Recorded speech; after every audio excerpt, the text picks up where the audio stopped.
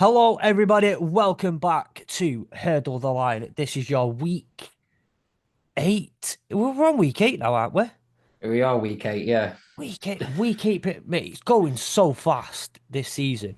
You feel like you wait, what, 6 months? We're waiting 6, 7 months. It feels like it takes an eternity, and then the season just goes back like bang, bang, bang. It's so crazy. How are you today, Carl? I'm okay, mate. I'm okay. Obviously, I got back from London on Monday after the Patriots Jags game and so on, which it was good fun. It was good fun. Don't get me wrong. Um, Result didn't go our way, which is for the second time in my life I've seen the Patriots lose, which is not the greatest records if I'm honest with you. No, But no, it was good. No, it was good fun nevertheless. Yeah, bit of a hectic week for me, but here we are, Thursday, week 8, another week of great NFL live action to look forward to. absolutely. And do you know what? That's the best way to look forward to it is just more football. More football to watch, more football to partake in. And do you know what? I know that you aren't the biggest college football guy, but for those of you who listen to the college football pod, you'll know my love for Kennesaw State. I got to watch the 134th out of 134 teams in the FBS. The worst team in the FBS beat Liberty last night, the team that I kind of adopted as mine. That was brilliant. Before we get going, we get quite a few listeners, and our listenership is growing every single week, and we love to see it. And we're grateful for every single one of you who takes part, who listens to the podcast, who gets involved. We really do. But I have a little question. I have a little favor to ask. Right, we provide you with entertainment every week, or I like to think we do. I know Karl definitely provides entertainment every single week. Please consider going to the links in the description of this episode. Follow us on social media. That'd be amazing. That'd be really, really helpful to us. But also join our Discord. We do have a Discord server which is starting to pick up some pace and we're starting to have a lot of fun with it. On Saturday, depending on when you're listening to this, we're going to do per actually this is down to a request that Karl made a couple of weeks ago. We're going to do a college football watch party. So if you are into college football, or even if you're not and want to get into a little bit more, join us in our Discord server on Saturday, 5 p.m. GMT, and watch some college football with us. We'll be talking through the games. There'll be a number of us in there, some Hurdle the Line hosts, some college football hosts, and we can't wait to join you. But yeah, come on. Come and talk to us on social media. We're jumping up TikTok. It'd be amazing to have you. Um, just my little favor to ask of you all who listen to us every single week, because we're greatly appreciative. But we'd love to talk to you about it. Like we don't want you to be ghosts. We're friendly. We don't bite unless you ask us to. With that in mind, there is a little bit of news that I'd like to get us through before we start. Now I've got a couple of bits here, Karl. I know you've got a couple of bits. People have just heard me rant off for a minute or two. So do you want to go first with some of the news? So we're going to first start with all the injuries that happened through week 7. Obviously, we'll leave the main one to the very end because I think need to have a little bit of a brief discussion on that. So on Monday Night Football, not one but two wide receivers went down for the Tampa Bay Buccaneers. Mike Evans and Chris Godwin both went down with injuries. Mike Evans is undergoing assessments and treatments for a hamstring injury. So you're looking at the minimum of him being out for about 4 weeks regarding a hamstring injury. Chris Godwin, however, didn't fare much any better. He actually fared off a lot worse. He is now out for the rest of the season, broken ankle. He's having surgery on it this week. That's him ruled out now for the rest of the season. So the Buccaneers have just lost two massive important players for their offense, especially when they are still fighting with the Falcons really to try and win the NFC South. Yeah. Um, they will get Mike Evans back, which is great, but Chris Godwin is one of the best slot receivers in the game. That's a huge loss for them. So you're going to like sort of rookie Jalen McMillan. He's going to have to step up to the fold. Also, someone like a K dot tight end K dot as well. He's got to take up some of the fold as well. Yep. Two huge losses there. But just to prove how big those losses are. Mike Evans, this so far this season, 45 targets, 26 receptions, 335 yards, and 6 touchdowns. Chris Godwin, 62 targets, 50 receptions, 576 yards, 350 after the catch, and 5 touchdowns. That is a lot of that's a lot of ground to cover there for the remaining receiving core for the Buccaneers. We wish Yeah. Chris Godwin all the best. Hope he gets better. Hope he heals up very soon. We look forward to seeing him next year. He might not be a Buccaneer next year because he's also an unrestricted free agent who's going to go after some of a broken Yeah. ankle. You don't know. That'll be interesting. Quarterback for Washington, Jaden Daniels. So one of the slight little concerns that was him coming out of college was his size. Was he going to be able to take these sorts of hits in the NFL due to his size and the way he performs? He got hit very, very hard against Carolina last week. He got taken out. Marcus Mariota stepped in. So apparently it looks like it is a rib injury. It's still questionable whether or not he is going to play this week against Chicago. We need to find out a little bit more on that. But yeah, so good luck to Jaden Daniels. Hopefully that he is going to be fit and healthy in it.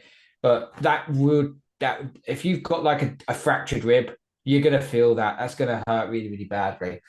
The 49ers, as if their injuries can't get any more worse. They've lost Brandon Ayuk out for the rest of the season. He tore his MCL that was against Kansas City Chiefs on Sunday. They've lost another ace playmaker to their offense. Not to mention the fact that Deebo Samuel was also ill. Wasn't very. I think he had pneumonia. I think he Pneumonia, did. yeah. Yeah, which is not nice at all.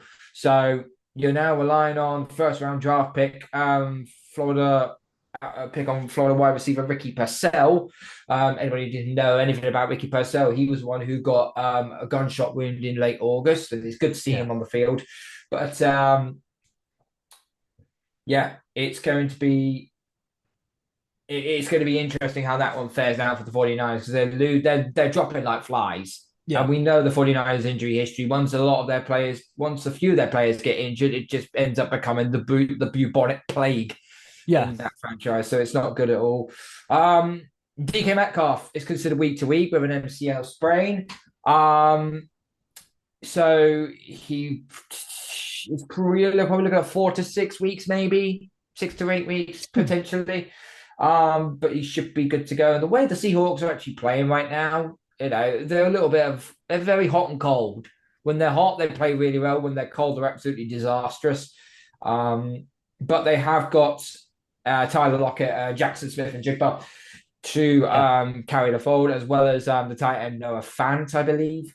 So they're not quite bad on the receiver, but DK Metcalf, he's a beast. He's an absolute beast Yeah. when he gets going.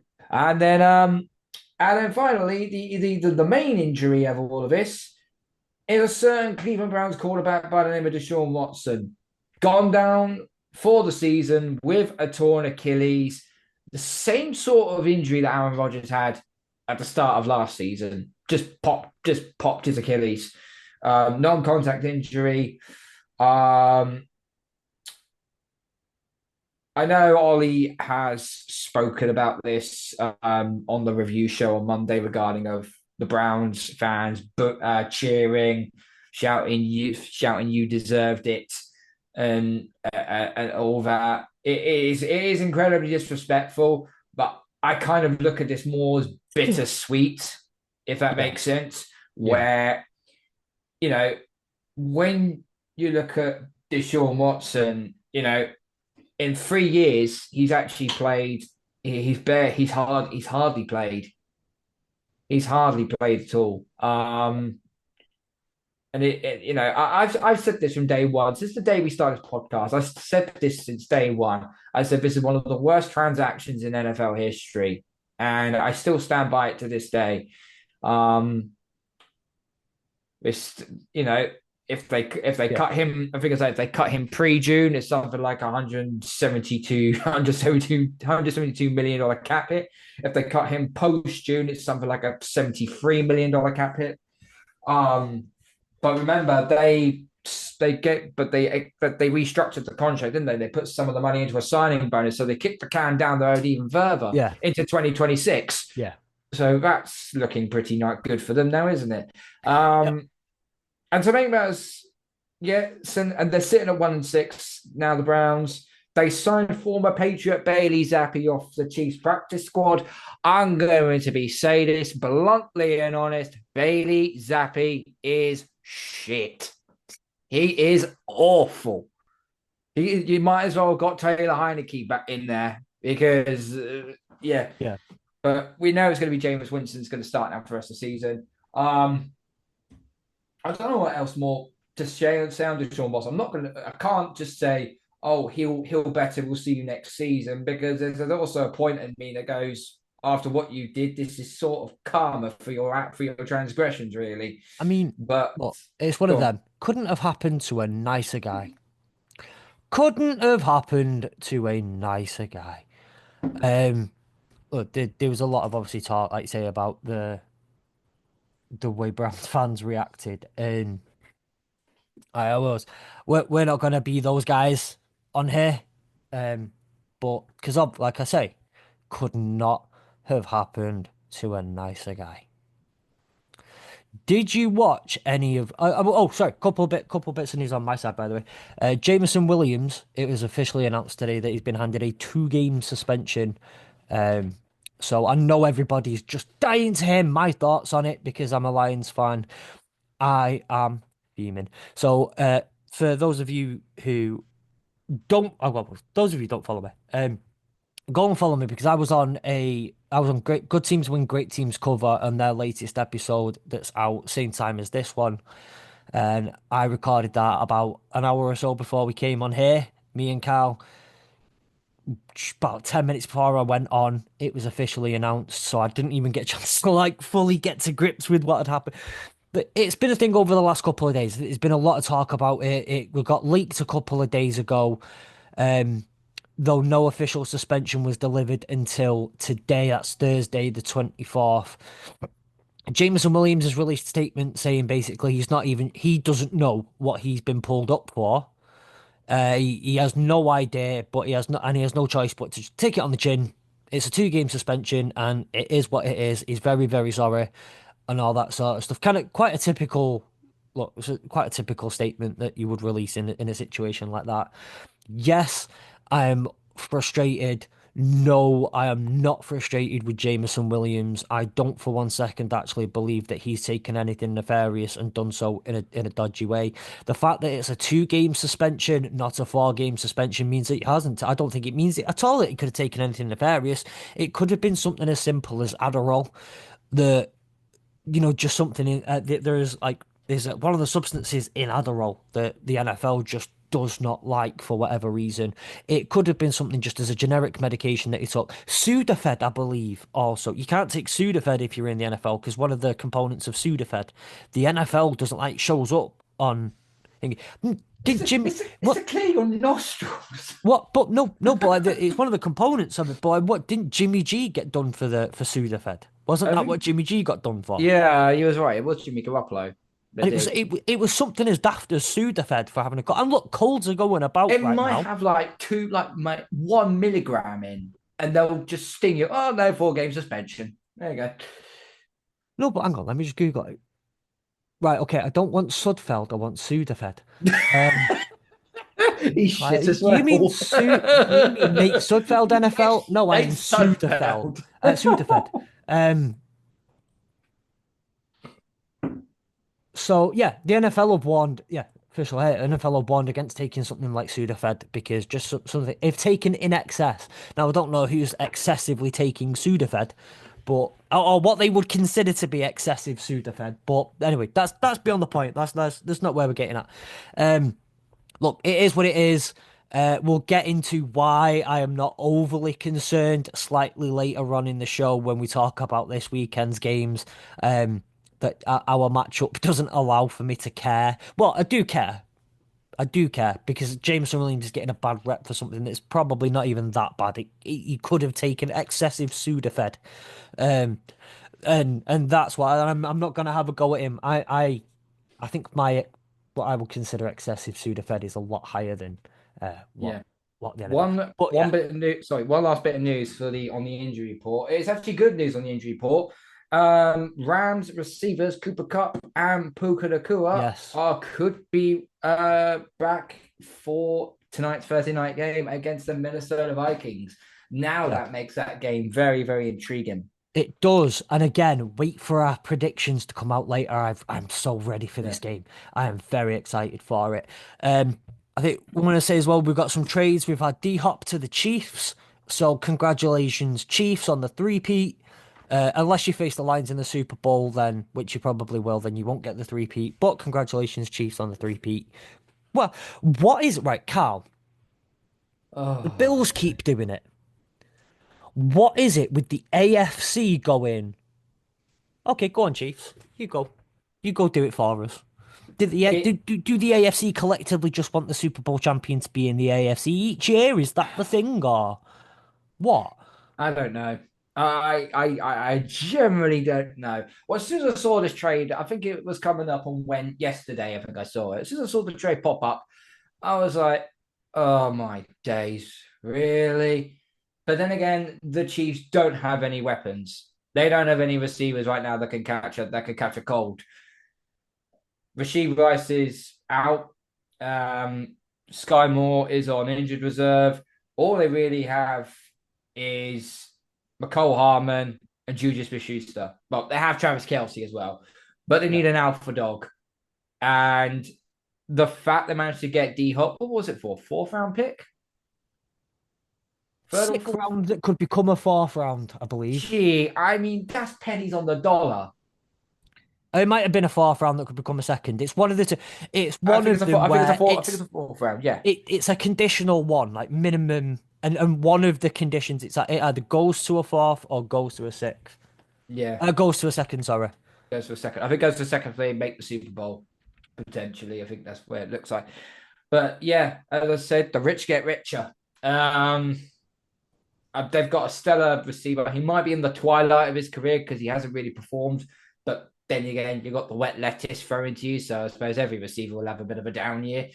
Um, but Mahomes hasn't been playing that well all season. And I think he does need a reliable number one to maybe pad his stats a little bit.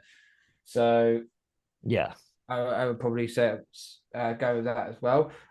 One other trade that's it. was Seattle. Sorry, Carl. Sorry, Carl. Sorry. Just what clarification? I'm going to give some clarification on this.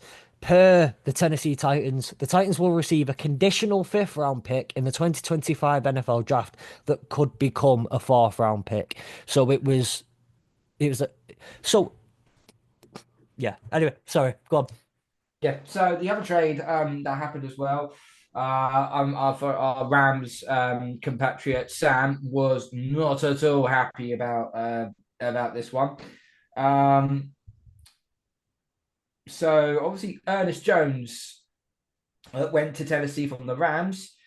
Um, so they got Ernest Jones, the fourth from the Titans, in exchange for a fourth round draft pick and linebacker Jerome Baker. So Yep. that's the trade, and I think the Seahawks needed it because defensively they have been a little bit susceptible. Um, so yeah, that's one trade in place. Yeah, but going Okay. back to the Chiefs, as I said, the rich get richer, Yeah. and my response is just simply when Um. it's that's my reaction. Sounds like a reasonable reaction, to be Yeah, fair. it is. It is. Um. The only other piece of news with regards to trades as well is the Vikings have been looking the Vikings, the Rams have been looking to ship off Cooper Cooper Cup. Cup. The Vikings have been listed as a place of interest. The Lions have been listed as a place of interest. But this is the problem with being the Lions is we're a place of interest for everybody with a trade thing because we've got Brad Holmes who came from the F them picks, Les Snead room at the Rams, and then we've got the cap space. So 90% of them are not that obviously. Um, but there were quite a few places that could potentially be a landing spot for someone like Cooper Kupp, but the Rams want to get rid of him. They're willing to take on some of his 2025 contract, I believe, but do want a second round pick. Now, I'm going to ask you a question. Hang on. How old's D Hop? How old is DeAndre 30, Hopkins? 32. 32, I was going Oh, to okay, say. okay, okay. So, Cooper Kupp is 30, yeah? Yeah, I think he is. Yeah. 31. 31 on the 15th of June, and then he's June 6th. Right.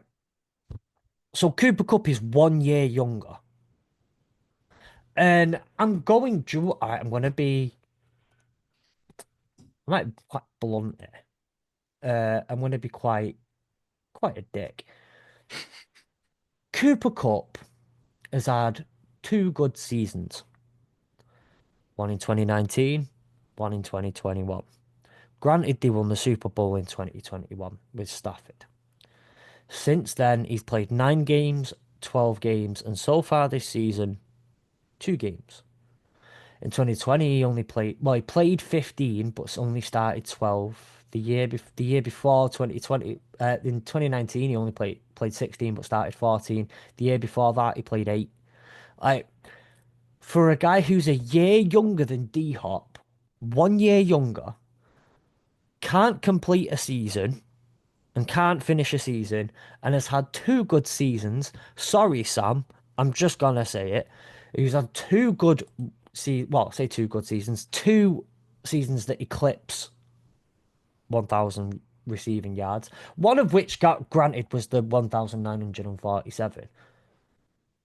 I don't think Cooper Cup's worth near you can consider to be nearly double the value of D Hop. No, I don't. not with his injury history. You can't. No. Not with that, but not with that production either, because D Hop's put out what is it? 1, 2, 3, 4, 5, 6, 7,000 yard seasons, and he's had three, 4 of them have been in the 1,500 range. Yeah, but Like, that was when he a half decent quarterback. He was well at the time when Deshaun Watson was throwing him the ball. Deshaun Watson was one of the brightest quarterbacks going. We were all thinking it's going to be a battle battle down the line between Watson and Mahomes at some point because yeah, Watson was on a career year, and when you got D Hop, he's an alien. He does, he reminds me so much of Des Bryant when he was at his peak. yeah. He was just absolutely fantastic. I still think he is now. Um, Here's what I'll say regarding a cup. Okay, yes, his injury history is worrying. I will say that.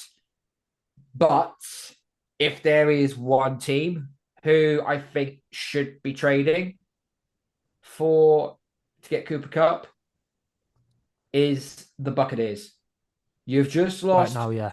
You've just lost Chris Godwin for the season. You've lost Mike Evans now for 4 to 6 weeks with his hamstring injury. He ain't gonna. What's he gonna cost? Like a fourth round pick, Well, fourth I or say fifth? according to all the reports, the Rams want a second, but they're No, willing to cover some of his contract. no, not a second. A third, possibly, but with his injury history, that drops its value. Um, I think the Bucks should I go after. agree. If the Bucks go after him, then you've got a capable good receiver, and then you get Mike Evans back. Yeah, That softens the blow a little bit. And now Baker Mayfield already had 2 targets with Chris Godwin and Mike Evans. Now he's going to have two. Now he's going to have still the same 2 targets, but this time he'll have Cooper Cup instead of Godwin, and that actually might be because the Bucks. Listen, they're a good team. They're a good team. I still think they're a little bit flawed on the defensive side of the ball, but they could put points on absolutely anybody. Um, Well, But yeah, Cooper Cup, Baker Mayfield know each other because, well, Baker was at the Rams for a little bit. yeah, Um, makes sense. so I do think that. So in fact, while we're at it, let's talk about some of the trades that could go around at the moment. Um, there are numerous reports, obviously, and look, I'm going to throw one out there that again the Detroit Lions are constantly being thrown around in because of the loss of Aiden Hutchinson, the defensive end market. Now you've got Max Crosby, who has come out this week on his podcast and said like he wants to be a Raider, wants to stay a Raider, doesn't want to move. It's a business, and he understands that he doesn't always have the control over that, but he doesn't want to move. Um, I mean, who doesn't say that when they're on a team? Anyway, but so was Miles Garrett. They're the Well, defensive most end yeah. market. There are a few teams after one. The Falcons are constantly linked with both of those as well. The Lions after the loss of Aiden Hutchinson. Do you see any of the big names trading, even after they've said, I don't want to move, I want to stay in, insert city name here forever? The only person who the only yeah the only two names I can think of. Actually, no. There's only one name I can think of that could get traded, and that's Darius Smith. That's really the only one I can see trade because if that's what Crosby has said in a podcast, then obviously he wants to stay as a Raider. Even though, bear this in mind, he did say in an interview, I can't remember when it was, it might have been a couple of years ago, that if he wasn't drafted by the Raiders, he would have loved to be in Detroit. Well, yeah, hometown. He said that. So yeah, I can't imagine Max Crosby and Aiden Hutchinson on either side of the park. Oh, Jesus Christ on a bike. Anyhow, Yeah, you can um, take you DeAndre Hopkins, Chiefs. Patrick Mahomes ain't throwing to you because he's only back in the Super Bowl. That's where we're at with that um, one. Miles Garrett is an interesting one. I think he is a Cleveland Brown for life. He epitomizes what Cleveland is all about. He's not trash. I'm joking, Ollie. I'm sorry. Sorry. I had to throw that one in there. That was his words, not mine. Um, um, no, he epitomizes Cleveland, just blue collar, tough, always playing as the underdog, but always plays with the chip on his shoulder. Miles Garrett is one of the most unblockable pass rushers, not just in the NFL currently, but probably in the last 10 or so years. He's just Yeah, been that good. Um, it would take a haul to um for anyone to get Miles Garrett, but consider what the Browns could potentially be in, they they could trade him, but I don't see it happening. I generally yeah, don't see it happening. Um, I've said this for a while now. Detroit losing Aiden Hutchinson is massive. There's a chance he might make the Super Bowl. There is a chance, but that all depends if his rehab goes well, and it all depends if Detroit do make the Super Bowl. Excuse me, sorry. Um, yeah, Obviously Hassan Reddick. He's now finally signed his deal with the Jets. He's going to play his first game of the season against the Patriots. So that's a perfect softball opponent to play in your first game back.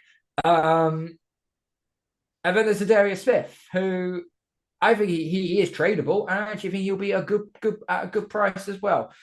He's not Aiden Hutchinson or Miles Garrett type of pass rush, but he is still a very productive guy. Very productive guy. yeah, Um, but yeah, I kind of think unless you're going to give up a huge premium like two firsts, a second, and maybe a fourth, yeah, um, I don't see any of that trades happening. Um, Detroit have stayed on the path of their with their rebuild and how they've done it so far, and I do understand what a lot of people have said, and I kind of think they don't stray from that path. But I just think if you don't, if some teams, right, they build and build up so much, and then you're like one or two really good pieces away. You know, the Rams is a prime example, but yes, they threw away all the picks so they could get the trades of the players that they wanted to sell, and then the final coup de yeah. grace they traded. They pretty much they mortgaged their future on Matthew Stafford, and it actually has turned out to be good. But now the Pied Piper is now knocking on the door to collect his rent. Um, Yeah. so there's an upside to trading a haul to get the player you want to win a Super Bowl, but the repercussions if it doesn't pan out are astronomically mad. So I don't see any of the big guys on the pass rush moving. I could be wrong. I could be utterly wrong. I could wake up tomorrow morning and find out that Max Crosby has been traded to the Detroit Lions for 3 first-round picks, and the whole X community is gone up in fire. Yeah. Um, but as I say, I don't see anything like that. I think there will be trades. There are still a few receivers that could be traded. Um, but overall, I don't. I actually think this is going to be one of the. It's not going to be a good trade deadline. I think there will be some movement, but we're looking at players that are wide like the wide receiver, like wide receiver 3 or wide receiver 4 positions that will probably going to get traded for fifth, sixth, even seventh round picks. We're Yeah. probably looking at that kind of echelon there regarding the trades. Yeah. Okay. So one of the things I do want to talk about as well is injuries right now. Injuries have now I don't know about you, but it just feels like this year has been significant on the injury front. Season-ending injuries in particular. I feel like we say it every year, but it does feel to a certain extent this year like I don't know, man. There's so many season-ending injuries to key players as well. So obviously, looking at the Detroit Lions, you got Aiden Hutchinson. Whoops, that did not mean to click on his name there. Marcus Davenport, big player we got in this year. If you are to Melifonwu, who well, actually he'll be back week 9-ish or eligible to return week 9. Uh, Obviously Michael Badgley. I mean, no team faces a bigger loss than Michael Badgley at the Lions. Um, Emmanuel Mosley, who, well, granted, cannot stay healthy for the life of him, continues to get season-ending injuries. But Nico Collins, he was injured out on IR. Looking through some of these, hang on, where we go. Gabe Davis, nope. Let's try again. Rashid Rice on IR. We had Isaac Pacheco on IR as well for the Chiefs. We've got Christian Wilkins on IR for the Raiders. You've got Aidan O'Connell on IR. Again, huge loss just to anybody. Everyone would feel that one. Joe, DJ Chark on IR for the Chargers. For the Rams, we've had Cooper Cup. We've had Puka Nacua, Jonah Jackson, Tyler Higbee. Well, there's so many players, just so many. I'm trying to read a list at the same time while trying to come up with things. So I'm sorry if I'm not like I'm. It's the equivalent of the Black Plague that's gone through the NFL regarding of injuries. It's been so bad, and my Patriots, we've had a number of bad key injuries to us. We've lost Jabril Peppers, we've lost Christian Barmore, even though that wasn't injury related, that was more health related. I mean, Jabril Peppers was not necessarily injury related either.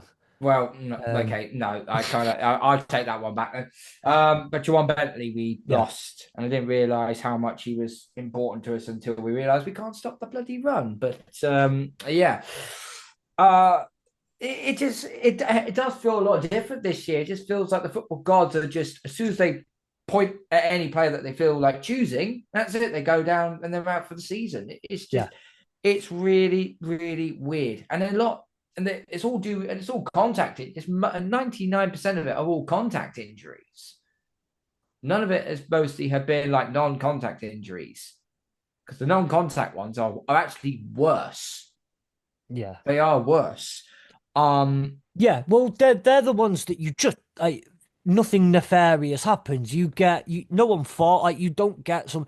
These are the ones where your leg just says, "Nope, done. Nope, I'm done. Can't be asked with this anymore. I give up." And when you watch things like, you look at the Deshaun Watson. I mean, we've seen a number of these before, but like, you look at the Deshaun Watson one, for example. You watch something like you just watch you watch it happen. You see the ping in the back of the leg. It's horrible, but you're absolutely right. These are the things. And do you know what? Do you know what's right? I'm going to say this as well.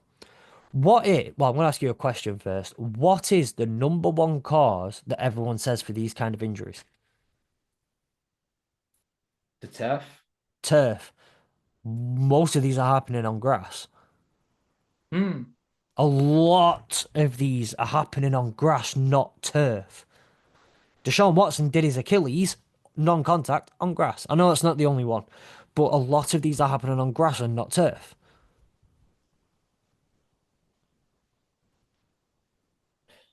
Yeah, and everyone we were worried that all the turf that was especially especially like at Tottenham's stadium, for example, that's a turf, that's not grass, that's turf because there's a retractable pitch underneath. I think it was either last year or 2 years ago. There was a number of injuries that happened in one of the games there, all and everyone was getting really, really annoyed with the turf, how it was injuring Yeah. the players and all that. But the fact that this one now is turning out to be grass injuries. I mean, like, obviously, not all of them are grass, but there's a significant chunk of these that I've noticed that are the season-ending ones that are happening on grass, not turf. Mm. I find it interesting, put it that way. I do find it interesting that that's the way they are. Um, what was I gonna say? So, like, do you think, and this is a significant question, and I know that everyone hates to ask this and hates to talk about this, do you think it's got anything to do with pre-season and the way teams are prepping in pre-season? Because, look, if you're going immediate, and okay, maybe if it was truly down to the lack of preparation in pre-season, they'd be happy happening a bit earlier in the season. But there's only so much your body can do and give before it just kind of, if it doesn't have the appropriate lead-up time, does the body's just gonna is it gonna give up? Is this a pre-season problem? Is I think that what's the best way around it? I think there was a reason why you had 4 weeks of preseason. I think there was a reason why you had 4 weeks of preseason because I don't think we did still see injuries, but we didn't see this many injuries when the week four preseason game was up. But then week four is usually your third stringers playing. You barely see your starting 11 play. You see your start 11 play for like one, maybe two series in like game three when it was a 4 week preseason, and then that's it. Unless you're playing the rookie QB, then obviously he needs a little bit more time than that. But now it's been moved back to 3 games.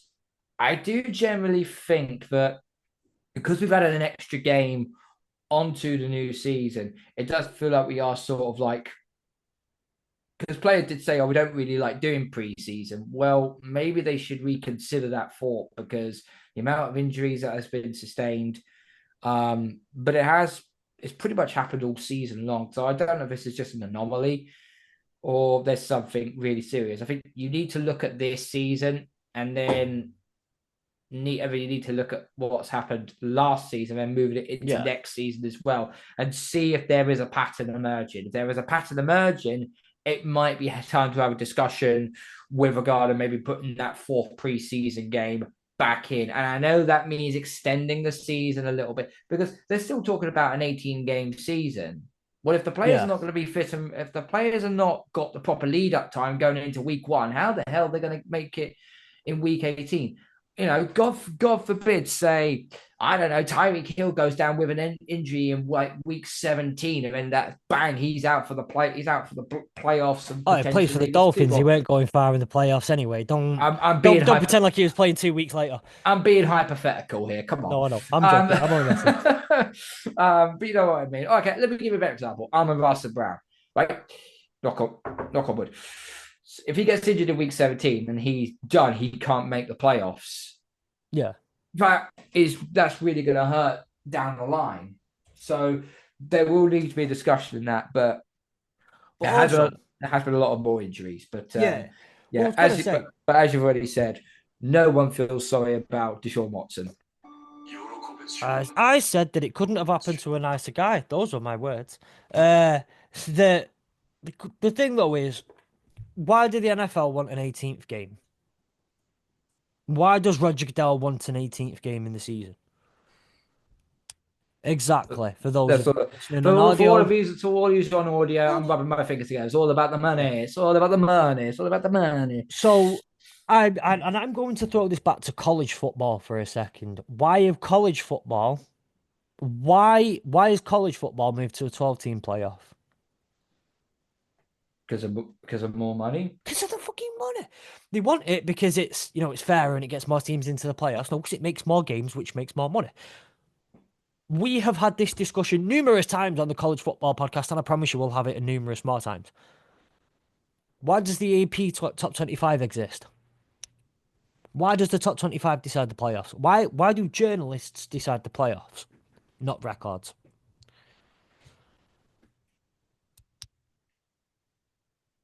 You'll have to answer that. Right. Sorry. Okay. So it's well, we've just found out right now that Karl does not listen to the college football podcast. Thanks, Karl.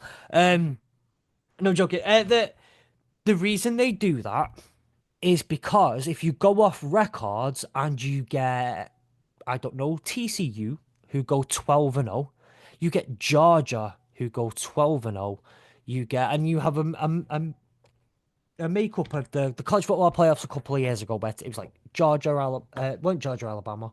What was the 2022 college football playoffs? 2022 college football playoffs were uh,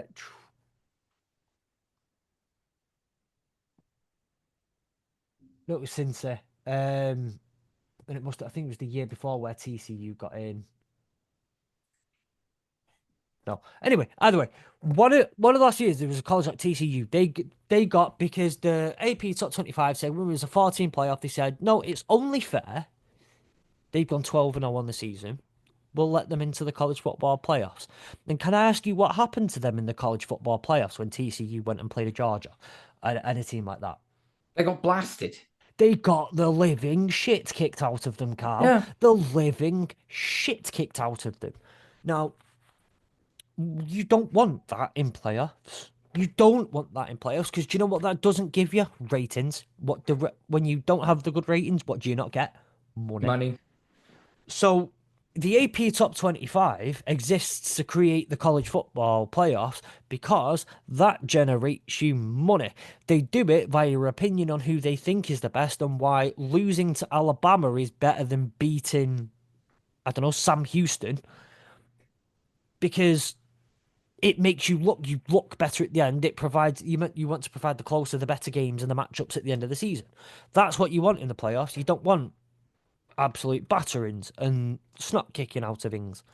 So what that does when you pull up an 18th game in the NFL season, and why I'm trying to get onto it, on that, especially when it comes down to injuries, if that ends up injuring more people, if you get more injuries because you're putting too much strain on the body throughout the rest of the season, too many more games are now important, and all that sort of stuff, then you get players out there having injuries and now cannot play in the playoffs. And what you really want, your moneymaker, is the playoffs. That's Mm. what you want because that's the one where you've got the elite level matchups that mean the most because it's win now or leave. You get the best football. If Amon-Ra St. Brown's out, if Patrick Mahomes is out, if whoever's out, you lose the ratings because the game's no longer as exciting. The game no one cares about the game when it's Bailey Zappi versus Mac Jones because everyone else is done and they're throwing to you Just as a know disclaimer, that is never, ever, ever going to happen.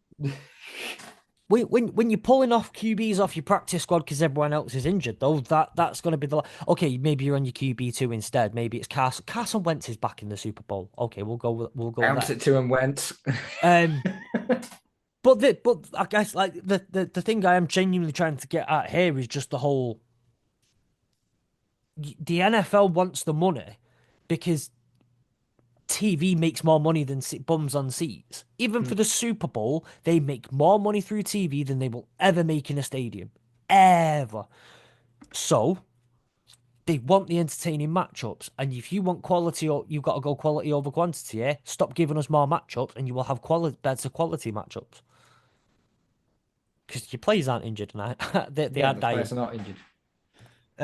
All you're doing right now is putting money in the hands of hospitals and doctors and physios. That's all you do. Which great. Do you know what? Like all of them, they do an incredible job and they do an important job for the world and all that sort of stuff.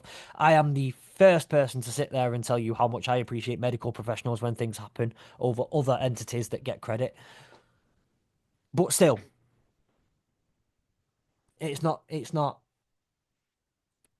And I'm not. What adding the 18th game isn't necessarily what I'm saying will be the case, and that isn't necessarily the case. And maybe it's partly pre-season, and 5 years ago, I used to remember you'd build up throughout the 4 game preseason. Your starters might play a bit the first drive in preseason game one. They might play a couple of drives or even the first quarter in game two. They might play the first half in game three or a bit into the second quarter, and then they'll play the first half of 3 quarters in game four. And they build themselves up and they build themselves up. And now your starters are lucky to play a drive in game three. Mm. It's not. It's not practical. It's not And practical.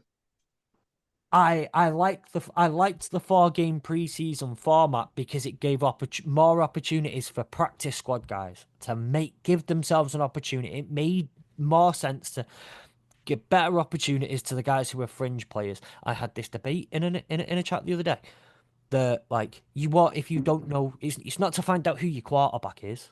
It's not to find out your wide receiver want. You know that, and your training sessions will show you who's who, but you get them up to speed on the game, you get them warm, and you get them ready. Game ready.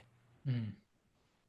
That's the and this is where I think it's potentially down to if you aren't warm in the season, even if it's just 5, 6 games, your legs got a bit of give. It will work. These players are young, but after a while, if you've not got it properly ready, after 6 months off, if you've not got it ready, the appropriate level, it will give up at some point. It's just my 2 cents. No, Um, no, I completely agree with you. I think, yeah, I think the fourth game in preseason was vital. In all due honesty, and obviously the third game as well. The first team players would actually play the entire game in the third game because at least they need to know. They need to know their plays, they need to know their route running, they need to know their scheming and know what covers are they going to use on the defensive side of the ball. The game planner for the offensive and the defensive coordinators as well. How the head coach, if he's a brand new head coach, is going to call plays and so on. There's so much to it over at preseason that it's not just a case of, oh yeah, we'll just throw out the second, third, or fourth yeah, string and just see how they got to make the squad. It's a whole collective agreement. It's a whole collective agreement. But injuries are injuries at the end of the day. You're going to sustain injuries, whether it's contact or non-contact. Unfortunately, a lot more seems to be happening this year than I do remember from last year. So it might need to be addressed in the off season. Will it be addressed in the off season? Excuse me, probably not. It probably won't get addressed because that doesn't what's the politest way to describe it? Uh, Smoothing the ego of the NFL, yeah. the hierarchy of Roger Goodell on that. It wouldn't, it doesn't float their boat in the nicest term of phrase. Exactly. So, with that in mind, let's have a look at some of our week 8 games. We'll do, you and I will do a predictions, a pick 'ems, but let's just have a quick look. Are there any games that are particularly interesting you this week in terms of high quality matchups? Let me just get my standings. It feels like a low week this week. Does feel like Feels like a a down week. does feel like a bit of a down week. I will give you that. I think the one game that is springing out to mind is obviously the battle in the NFC South between Atlanta and Tampa Bay. We need to see how the Bucks do, but they are coming off a short week. They've just played Monday Night Football, so they are coming off a short week.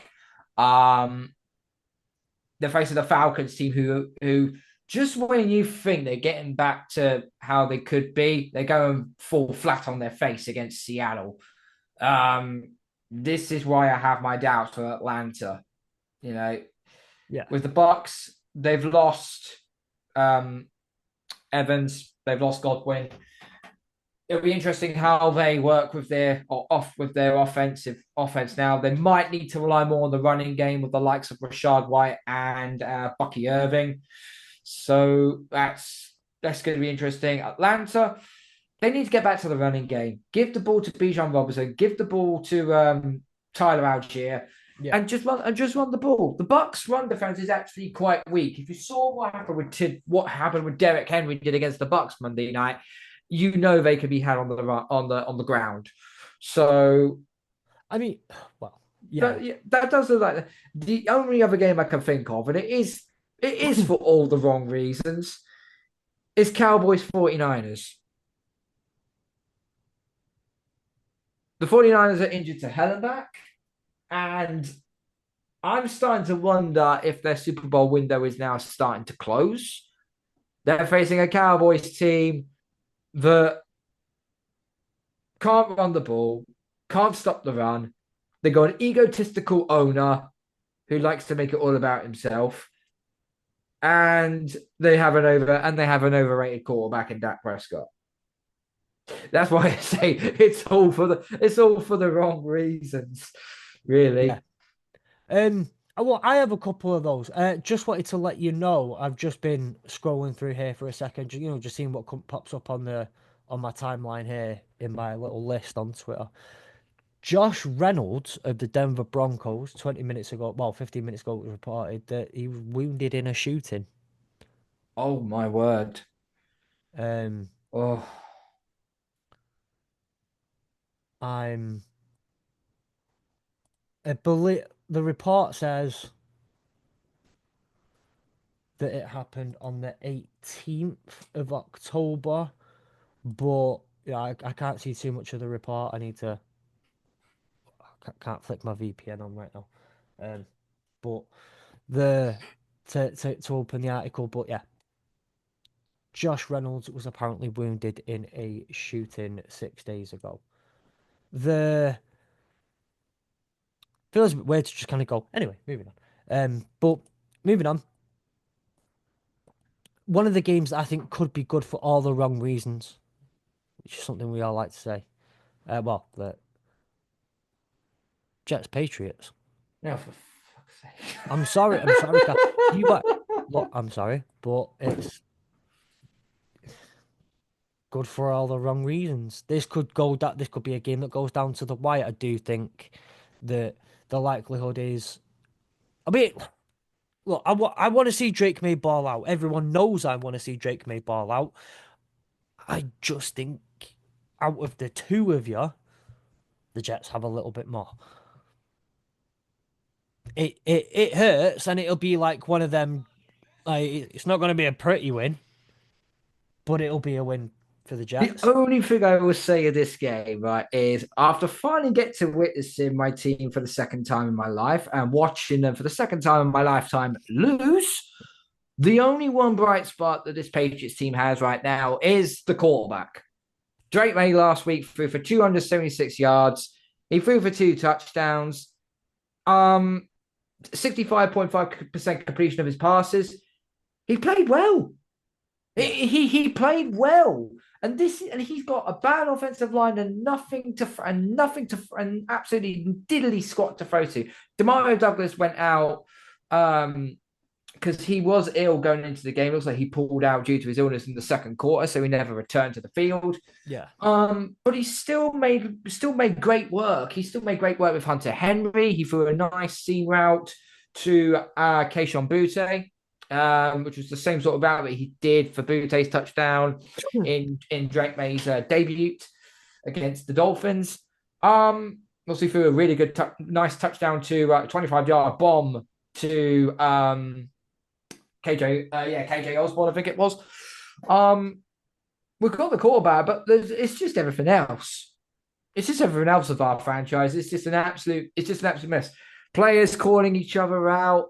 Bill Belichick having a field day on his show, on Kraft, on Gerard Mayo, on the organization itself. Yeah, We have become a dysfunctional organization, and it's so bad to see. yeah. With the Um, Jets, on the other hand, well, you got Devontae Adams. How did that pan out? Oh yeah, free catches, 30 yards. well, listen, Right. that at the end of the day, I put it down to their de facto owner, de facto GM, de facto head coach, de facto OC, de facto quarterback. And yes, I say de facto quarterback. The guy plays all five roles.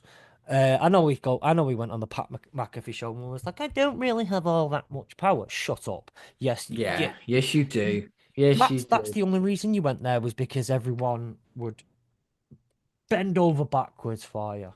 Um, is just yeah, and you can just tell that the rest of the roster doesn't feel it. I'm sorry, you just can't. Apart from all of his best mates, the five or six of them that are there, and the only way, and right, I'm gonna throw this out there, okay? So let me just. I think I've said this story on the pod before, but I'm gonna say it again. So I was a sound engineer for a number of years. I worked with a lot of great people, including a guy who, right, it's not really the flex that I'm making it sound to be, but it was a guy who worked with John Bonham's sound engineer, like the Led Zeppelin sound engineer, years ago. And story was like the guy who was Led Zeppelin sound engineer came up, was out and about one day, and a guy came up to him and said, his band came in and they were like, was like, well, what do you want? And he was like, well, we want to sound like Led Zeppelin. We want that John Bonham sound, especially on the drums. But we want that Led Zeppelin sound. And the guy was like, right, okay. So first off, we're gonna need this drum kit, this exact drum kit. Then we're gonna need these exact amps. We're gonna need these exact guitars, and then you're gonna need John fucking Bonham because, well, that's the sound. That's the thing. And I said this, I think it was with, that's when I keep mentioning it. I keep mentioning it when other teams try and do the Patriots way. And they'll take, I don't know, they'll take Matt Patricia and a Bob Quinn, or they'll take a so and so, and they'll take a so and so, and they'll take a so and so. But actually, the only reason the Patriots way worked was because you had Belichick and Brady. That was the that was the Patriot way. Belichick and Brady are the Patriot way, and you can't just go and take some random offcuts of it and say we've got the Patriot way. It's not how it works. No, it works, especially of a guy that's not ready for the job. So you can go take Aaron Rodgers, and Aaron Rodgers then can go take his old mate who was a and it was his OC at Green Bay. You can go take Christian Watson. You can go get Davante Adams. You can go get this guy. You can go get this guy. But he's not going to have what he had at Green Bay because he's not at fucking Green Bay with Matt LaFleur. He's not at Green Bay with. I would say not with Matt LaFleur. I probably said it was more with Mike McCarthy than Well, yeah, anything, okay, with Mike because McCarthy then. because Mike McCarthy, I think, although he did win the Super Bowl with Aaron Rodgers, I generally think he was a puppet to Aaron Rodgers, and I think that's why eventually he got fired. And when LaFleur come in, he wanted his own way of actually doing things. Rodgers didn't like it. That's why you saw those two butt heads a lot during the last few years of Rodgers being the quarterback of the Green Bay Packers. And then in the end, he got traded to the Jets. And funny enough, then Matt LaFleur now has a new shiny new quarterback in Jordan Love, who is actually performing very well. And look, this is what happened. The difference between bending over to a player and doing things right by an organization. End of story. This is what it is. But we're speaking too much on Jets New England for right now. I'm gonna go through a couple of these real quick and just like Minnesota LA Rams. Okay, well I'll talk about this at the Pick'ems. In fact, I think that is a good place to put because we can do some of this in the Pick'ems, Carl. We've had a great episode today. There's just the two of us, so I think this is about where we're gonna have to call it. But I appreciate you very much, sir, for joining us. Don't forget, guys, head to the links in the description. Give us a follow, join our Discord, come and talk to us, come and interact with us, and we will see you another day. Well, we'll see you on Monday with Tuesday even for the review show. See you later.